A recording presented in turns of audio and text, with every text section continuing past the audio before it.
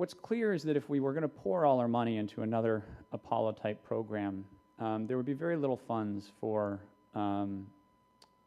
innovation that would lower the cost of space transportation. And if we didn't achieve that, then we will not achieve the sort of the space future that we all dream about. I really do believe, and I was involved in some of these conversations, that the underlying motivation for these new national policy changes is a desire to go further and to go sustainably.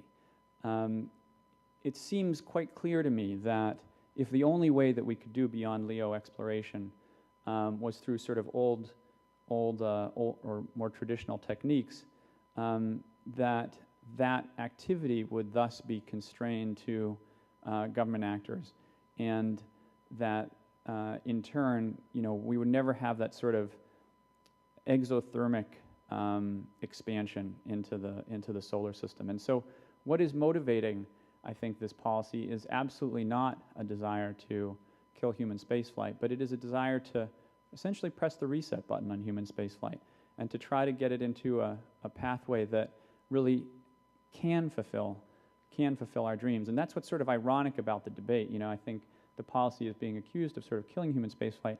In fact, I think the idea behind it, at least, is to encourage human spaceflight to thrive ultimately.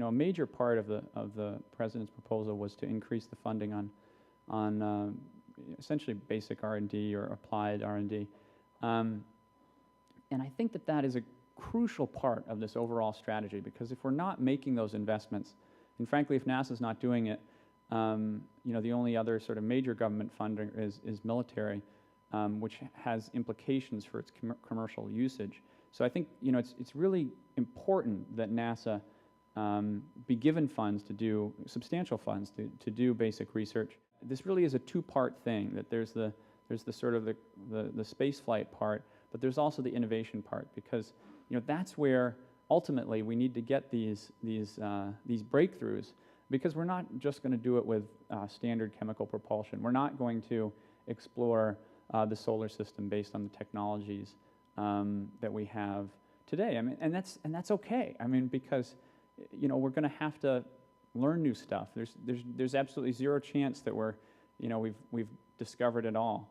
And so, but unless we're making those investments, then we're sort of stuck in this operational paradigm where we're just spending all our money on a certain type of ops, leaving no money for other types of investment. And so I think it's just a critical thing that we be able to support that side of the equation. And while we cannot be sure that the current policy, national policy, will get us to that future, I think we can be reasonably sure that the path that we were on before would not get us to that future.